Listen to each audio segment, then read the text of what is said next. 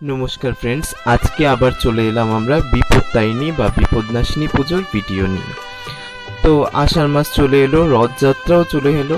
তো তৃতীয়া তিথি থেকে নবমী তিথির মধ্যে শুক্লপক্ষে যে পুজোটা হয় শনি মঙ্গলবারে, সেটা হচ্ছে বিপত্তারিণী পুজো বা বিপদনাশিনী পুজো। তো চলো আমরা সেটা জোগাড় করে নিই জিনিসপত্রগুলো।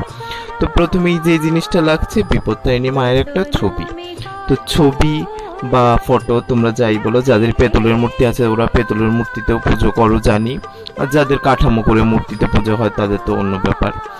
তো এটা হচ্ছে পাঁচালি, তো পাঁচালিটাও নিতে হচ্ছে বিপত্তারিণী পুজোতে, এইগুলো লাগবেই। তো তারপর ঘট, যে কোনো পুজোতেই আমরা ঘট বসাই, তো ঘটটা তো লাগছেই। ঘট বসাতে এবার আমের পল্লব লাগছে, বেলপাতা লাগছে, ফুল লাগছে। এগুলো তো আমরা মানে প্রত্যেক পুজোতেই দেখাই, বেলপাতা, ফুল, দুব্ব, এগুলো তো প্রত্যেকেই যে কোনো পুজোতেই লাগে মোটামুটি আমাদের।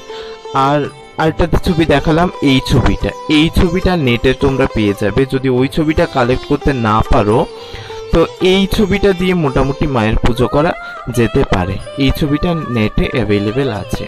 এটাও মানে একটা মন্দিরের ছবি, মন্দিরের বিপত্তারিণী মায়ের ছবি। এই ছবিটা দিয়েও পুজো করা যেতে পারে। আচ্ছা, তো এইগুলো আমার কালেক্ট করতে হবে আপাতত। সর্বপ্রথম যেগুলো লাগছে, এবার হচ্ছে ফুলের ব্যাপারটা হচ্ছে এই পুজোতে 13 রকমের ফুল লাগে। এবার 13 রকমের ফুল তো সবার দ্বারা সম্ভব হয় না জোগাড় করা, তো যতটা সম্ভব চেষ্টা করবে 13 রকমেরই জোগাড় করা। মানে তারপরেও যদি না পাও তো 9 রকমের, 5 রকমের, 7 রকমের, এইটুকু তো নেওয়া যেতেই পারে। তো আমি মোটামুটি 13 রকম পেয়েছি। 13 রকম ইয়েতে মানে 13 রকম ফুল দিয়ে পুজো করেছি।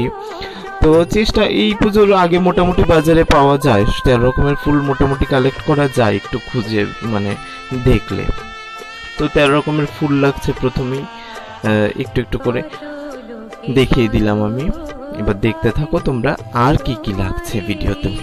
আচ্ছা, 13 রকমের ফুলের পরে যে জিনিসটা লাগছে সেটা হচ্ছে একটা কলা পাতা। নারদ যখন মানে মর্তে জলপথে আসছিল, তখন দেবকন্যাগণ ওই পুজোর পরে এই কলা পাতার উপর যে অনুমানী ভাসানো হয়েছিল, ওইগুলো দেখেই পুজোর মানে এই পুজোর প্রচার হয়েছিল আর কি।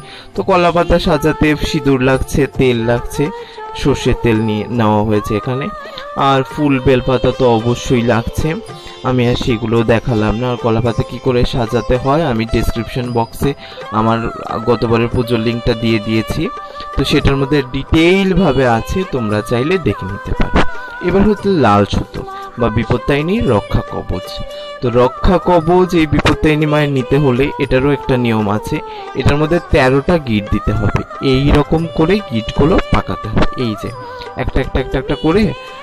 অনেক লম্বাই নিতে পারো এটা, আমি একটা ছোট্ট লাল সুতো দিয়ে দেখালাম, যতটা বড় সম্ভব মোটামুটি নিতে পারো। এই রকম করে 12টা গিট দিয়ে এবার 13 নম্বরটার সময় এখানে আমি 13টা দুব্ব নিলাম। এবার দুব্বগুলো মাঝখানে ঠিক মিডলটার মধ্যে একটা গিট দিতে হবে আমাকে। তো আমাদের গিটটা দিয়ে এইরকম করে তারপর এই 13টা দুব্ব দিয়ে তারপরে আমাকে এই সুতোটা বানাতে হবে। এটা হচ্ছে বিপত্তারিণী পুজোর রক্ষা কবচ, এইটা বিপত্তারিণী পুজোতে লাগে। এটা একটা বিশেষ ফলও আছে, মা বিপদ থেকে আমাদের উদ্ধার করে যেখানেই যাই না কেন আমরা।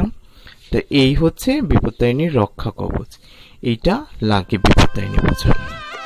এবার যে জিনিসটা লাগছে সেটা হচ্ছে ফল। এবার ফলও কিন্তু ঠিক 13টাই লাগবে, 13টা ফল, এবং সুপক্ক সুমিষ্ট ফল, মানে সুমিষ্টি হতে হবে, পাকা হতে হবে ফলগুলো। এবার আমার কাছে এখন 3 রকমের আছে, 3 রকমের ফলই আমি দেখালাম। তবে 13 রকমের ফলের মধ্যে আনারসটা লাগবেই। এবার আনারসটাকে আবার কথায় মানে একটা জায়গায় লেখা হয়েছে 9 ভাগ করে দিতে হবে।